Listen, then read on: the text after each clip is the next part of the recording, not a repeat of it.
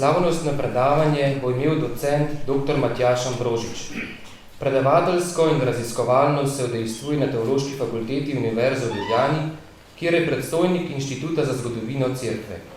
Je župnik župnije Begunje na Gorenjskem, poznan pa je predvsem kot cerkveni zgodovinar in kolaudator, strokovni izvedenec za zvonove ter orgle. Za današnjo svečanost je pripravil slavnostno predavanje z naslovom Svetna in sveta zgodovina v razmišljanjih visokosrednjeveških teologov. Docent dr. Matjaž Ambrožič, vabim vas k besedi.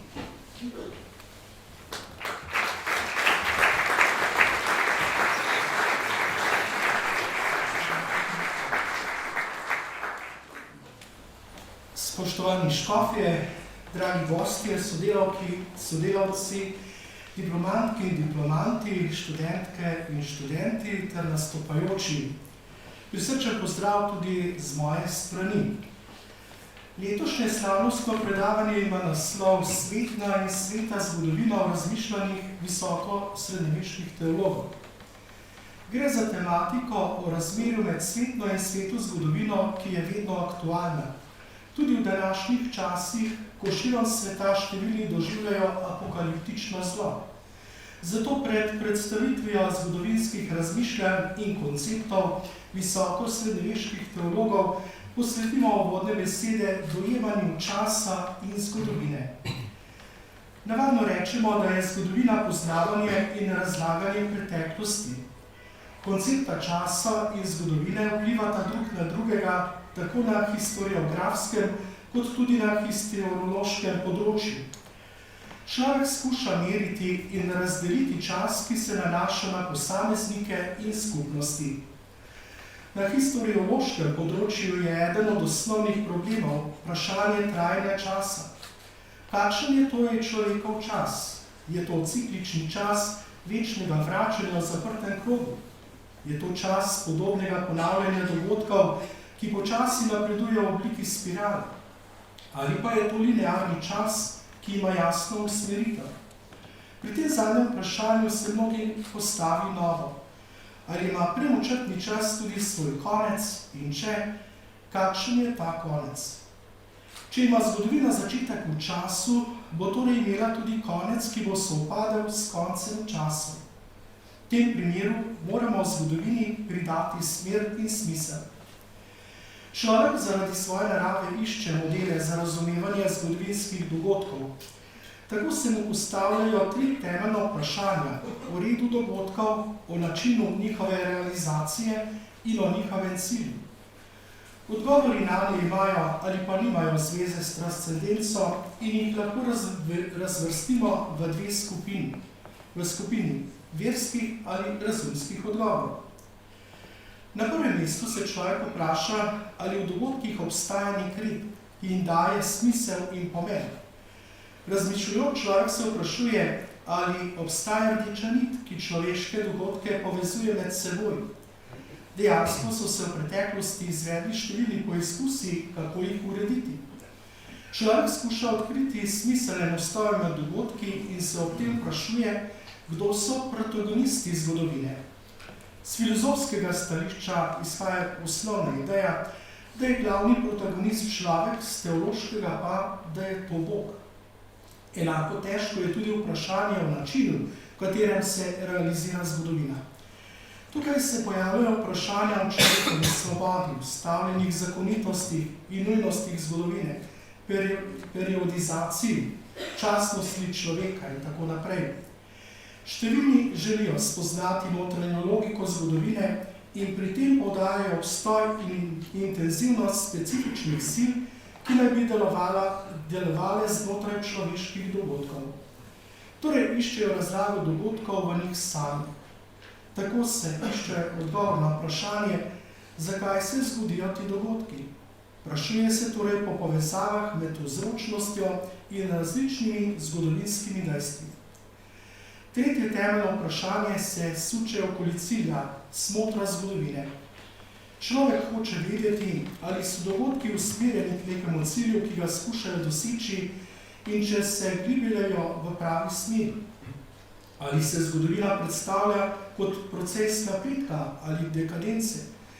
Torej, kateri so motivi človekove dejavnosti iz ozadja? In če imajo zgodovinski dogodki svoj zadnji cilj, kakšna naj bi bila potem narava oziroma vsebina takšnega cilja? Je ta cilj v tem svetu ali izven njega? Zopet najdemo avtorje, ki so mnenja, da v zgodovinskih dogodkih sploh ni treba iskati smisla.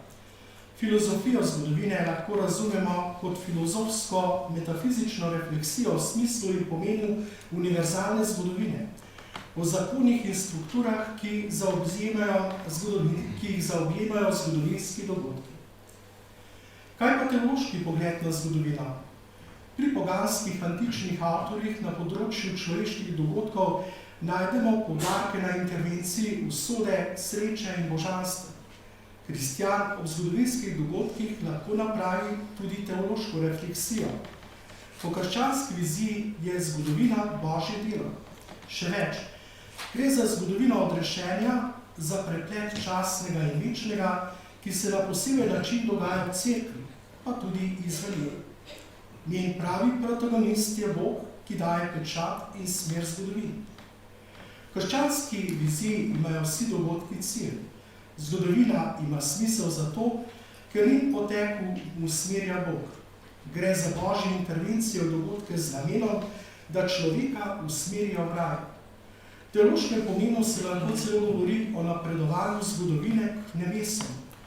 Gre torej za pozitiven odnos do zgodovine, ki ima perspektivo, srečen konec. Nesrečen naj bi bil le za tistega, ki bi trdovratno zavračal Božjo ljubezen. Torej ima zgodovina za kristjana odrešensko vrednost. Seveda pa vedno ostaja aktualno vprašanje iz Teodicee, kako razumeti koncept dobrega Boga in realnost zla. Razmerje med svetno in sveto zgodovino je kompleksno. V osnovi gre za poizkus, kako dati odgovor na vprašanje, ki se tiče odnosa med človeško zgodovino in zgodovino odrešenja. Znajdemo se pred problemom odnosa med naravo in milostjo, med humanizacijo sveta in polnostjo eskatologije, ki jo pričakujemo kristjani. Odgovori, ki so jih na to dali teologi, so bili različni, saj stojimo na pragu skrivnosti. V preteklosti sta se oblikovali dve viziji. Prva je razumela zgodovino cerkve kot teološko disciplino, saj v njej deluje Bog. Druga pa ima zgodovino cerkve za posebno vejo človeške zgodovine kot take.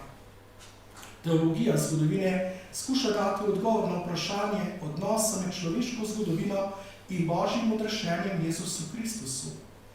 Sveta zgodovina odgovarja ravnanju in delovanju Boga v zgodovini, v kateri odločilne etape predstavljajo dejanja Božjega razodevanja.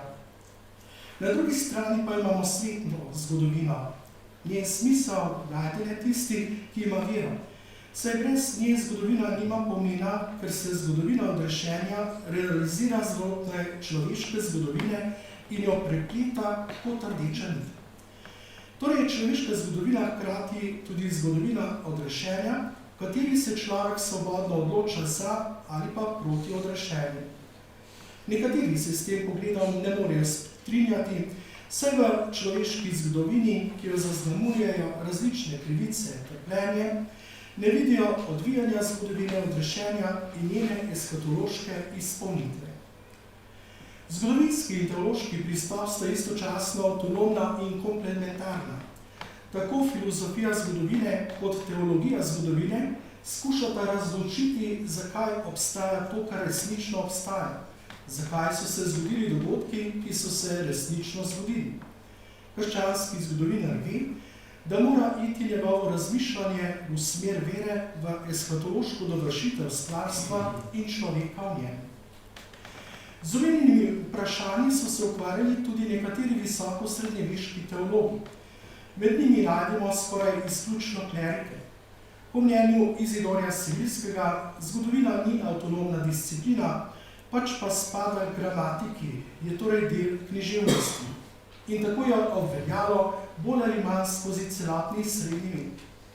Zgodovina Rimskega cesarstva se je za visoko srednjeveške teologe nadaljevala na poseben način v Svetem rimskem cesarstvu ustanovljenem leta 962. Krščanski avtorji so kljub kulturni dekadenci verjeli, da se šesta doba, ki se je začela s Kristusom, nadaljuje v srednjem veku. Takšna krščanska interpretacija zgodovine se je ohranila vse do konca srednjega veka. Zgodovina po njej se začenja s stvarjenjem, učlovečenje besede pa je ta tečaj zgodovine, ki se bo zaključila s paruzijo. Ključ za razumevanje zgodovine pri takratnih teologih je še vedno ostajal v vračanju k Avguštinovi doktrini o dveh mestih ali konceptu nasledstva štirih kraljestev. Glede interpretacije zgodovinskih dogodkov so se visoko srednjeveški teologi držali tradicije antičnega krščanstva. Za njih je zgodovina uresničenje Božjega načrta. Bog nenehno posega v človeško zgodovino, ljudje so potem takem vedno pod Božjim vodstvom. Za srednjeveškega človeka je Božja prisotnost v zgodovini očitna realnost, ki se manifestira v toku dogodkov, pa tudi v periodizaciji zgodovin. V duhu tradicije svetega Avguština, svetega Izidorja, svetega Bede so univerzalno zgodovino delili v 6 do 7 dob. Razvijene so bili z odrešenskimi dejami, ki so jih povzeli tudi cerkveni očetje. Univerzalne kronike so se običajno začenjene s stvarjenjem, včasih tudi s Kristusovim učlovečenjem oziroma rojstvom. Eno najznamenitejših univerzalnih kronik je napisal Otto iz Freisinga. Živel je v prvi polovici 12. stoletja. V njej je podpiral koncept translacijo imperij. Šlo je za idejo o prenosu 4. kraljestva, rimskega cesarstva od Cezarja preko Bizantincev na Franke in po njih na nemške cesarje. Otto je v svojo kroniko vstavil tudi nekatere elemente teologije zgodovine. Pri opisovanju človeške zgodovine je sledil predvsem Avguštinu in Oroziju in pri tem poudarjal nasledstvo oziroma prenos rimskega cesarstva na nemškega. Propad 4. kraljestva naj bi pomenil prihod Antikrista, česar pa so se v srednjem veku nadvse bali, saj bi pomenil konec sveta. Zato je bila ena od nalog dinastije Štafovcev, da s pomočjo vladavine nad tako imenovanim rimskim cesarstvom nemške narodnosti preprečijo padec sveta. Za Otta obstajata dve državi, časna in večna, svetna in nebeška. Ena od hudiča, druga od Kristusa. Poistovetuju kar s cesarstvom in cerkvijo. Božja država je vidna v cerkvi zlasti po zaslugi njenih sakramentov. Avguštinov koncept dveh mest Otto interpretira dokaj v materialnem smislu. Eskatologija je po njegovem mnenju odvisna od okoliščin svojega časa. Viharji kraljestva so takrat kazali na to, da bo konec času blizu. Skličujoč se na knjigo preroka Daniela, iz katere je vzeta podoba o 4 kraljestvih, napoveduje propad rimskega cesarstva, ki ga je tedaj posegljalo nemško. Padec naj bi bil viden že v razdelitvi frankovskega cesarstva po smrti Karla Velikega. Obubožanje sveta je takrat povzročal tudi investiturni boj, saj je bil boj med papežem in cesarjem za Otta znamenje bližina konca časov. Pomemben avtor iz tistega obdobja je tudi benediktinski opat Rupert iz Deutza. Ta je razlagal delovanje presvete trojice v 3 dobah. In sicer od stvarjenja luči do padca prvega človeka, od padca prvega človeka do trpljenja drugega človeka Jezusa Kristusa in od Kristusovega vstajenja pa do konca časov. Prva doba je delo očeta, druga sina, tretja je delo svetega duha. Seveda je presveta trojica po mnenju opata Ruperta nedeljiva tudi v svojem delovanju, čeprav gre vsaki od oseb lastno delovanje. Očetu stvarjenje, sinu odrešenje, svetemu duhu pa prenova stvarstva. Rupert je prepričan, da Kristus deluje v svoji cerkvi po svetem duhu vse do konca časa. On je delil zgodovino odrešenja na 7 delov. Svojevrsten predhodnik Joachima da Fiore je bil Anselm iz Heidelberga. Umrl je sredi 12. stoletja. Po njegovem mnenju naj bi zgodovina od prvega do poslednjega Adama napredovala po sosledju različnih dob, še prav posebno pa po dogodku nove dobe Svetega Duha, ki bo prelomila s kontinuiteto. Njegova doktrina v bistvu ne govori o napredovanju zgodovine, pač pa o njeni prenovi. Telo cerkve vodi in poživlja Sveti Duh, ji daje številne svoje darove ter obuja velike ljudi, heroje vere. Tudi za Anselma ima veliko vrednost meniški stan. Visoko srednjeveški teologi so večinoma torej povzemali civitas učenje svetega Avguština ali pa idejo o nasledstvu 4 kraljestev. Med njimi sta bila še prav posebno znana Hugo od svetega Viktorja in Joachim da Fiore. Teološko delo Huga od svetega Viktorja je imelo velik odmev v cerkvi, saj je združevalo notranjo pobožnost in jasno, pozitivno naravnano misel. Hugovi teološki spisi obsegajo eksegetske, sistematične in duhovne tematike, ter so ga zaradi njih imeli za starega Avguština. Slavno je njegovo učenje o 3 očesih, mesa, razuma in samopoglobitvi. V Diegi de Sacramentis Christiane Fidei deli univerzalno zgodovino v 3 kraljestva. Kraljestvo naravnega zakona od stvorjenja, kraljestvo hebrejskega zakona od Abrahama in v dobo kraljestva milosti od Kristusa.